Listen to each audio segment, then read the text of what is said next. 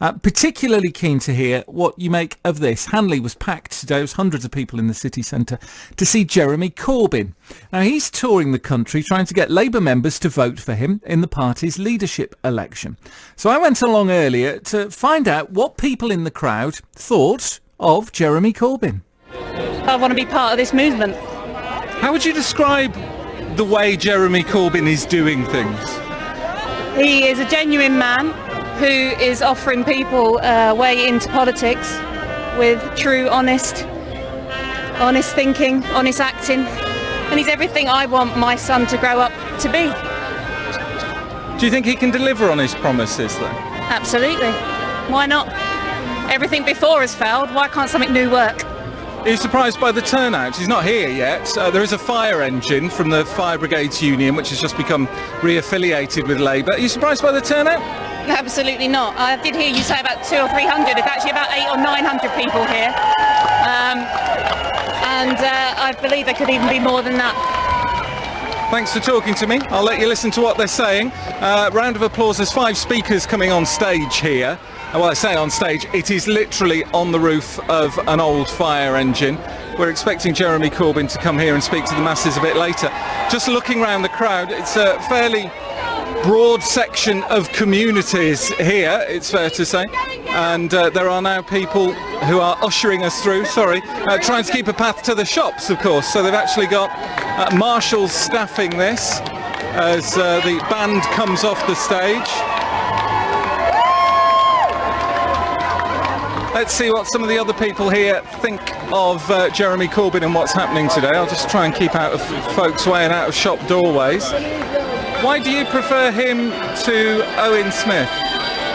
Because he is actually saying it like so many people feel, I think. You know, people are fed up with politics, as normal. And they want people to stop being into what I look like, what image I have, whether I'm properly put in the media. I mean, it's clear that what he represents is not in the interests of the powers that be. Otherwise, he'd be more in the media. Have you travelled far for this event? From Market Drayton. We're now going to hear from the man who absolutely endorses the kind of politics that we all need in our society. I'd like a massive Stoke-on-Trent welcome to Jeremy Corbyn.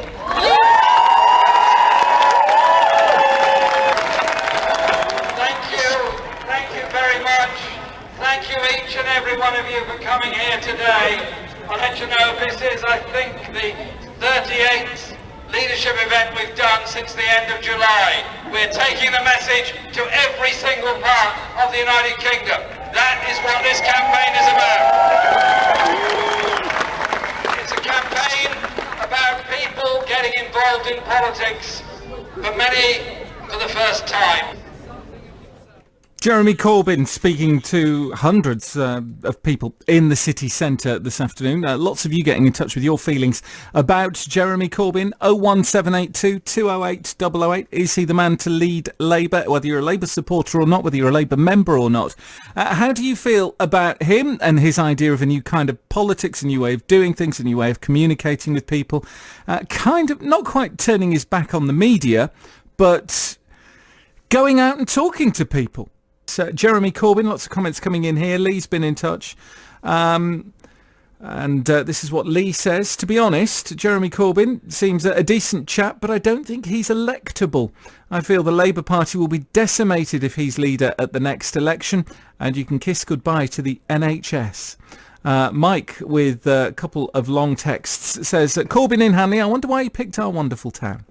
When are the good, hard-working people of Stoke going to wake up and smell the coffee, says Mike. The Labour Party, and in particular the Labour-run councils over the decades in our city, have decimated it. No direction, no clue how to attract investment, no loyalty to the workers. The Labour Party is no longer a working man's party, says Mike, but a shirking man's party. No working man should ever be worse off than a non-working man. You carry on, Jeremy, and put the final nail in the coffin. First, Jeremy Corbyn's been speaking to hundreds of people in the city centre at a rally ahead of the Labour leadership election. Before he went to that rally, he spoke to me. We're working very hard. This is the 38th campaigning event we've done, travelling all over the country. I hope we get a good result. Are you fed up having to do this rather than just lead the opposition? I'm very happy to be campaigning all around the country. We're trying to get to every major town and city across the whole of the country in last year's campaign and this, and we're using it to reach out on how we develop policies on education and housing, but fundamentally an economic strategy that works for all and doesn't have a vision of only ever cutting back on public services. But is it distracting you from the day job, which is providing Her Majesty's opposition? To some extent it means we have to concentrate on getting support from Labour members and supporters, but we're also growing the party and growing the support base at the same time, and so our membership has gone up by 300,000 in a year, and I hope at the end of this contest it will be even bigger, and come conference in Liverpool at the end of the month, we'll be in a take-off position to take that message, the message of an economy that works for all, a society that doesn't leave people and areas behind, to every part of the UK.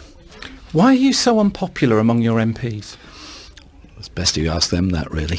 But you must have looked into it to try and analyse it and try and win favour with them. Well, obviously I've tried to reach out to MPs as far as I possibly can. Many did not support my initial election.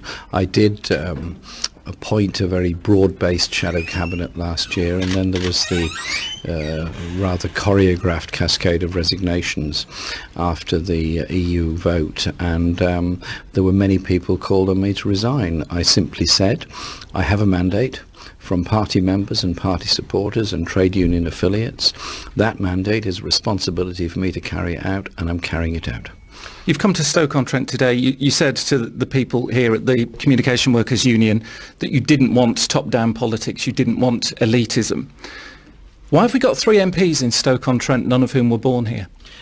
Well, that's a decision presumably of the Stoke-on-Trent Labour parties in the first place, and the local democracy is very important to me, and local parties will make their own decisions. I am not a leader who's interfering in the running of every constituency party or parachuting candidates in. I want democracy to prevail from the grassroots up, not from the leadership down.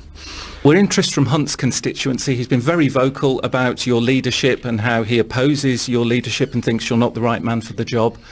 Given that, who's more out of touch with the people, you or him?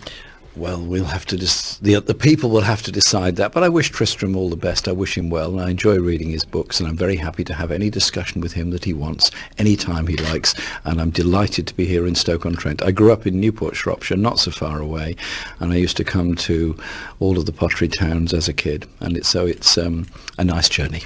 You've avoided that question. Who's more out of touch, you or Tristram? Well, I said others will have to decide that. What do you reckon?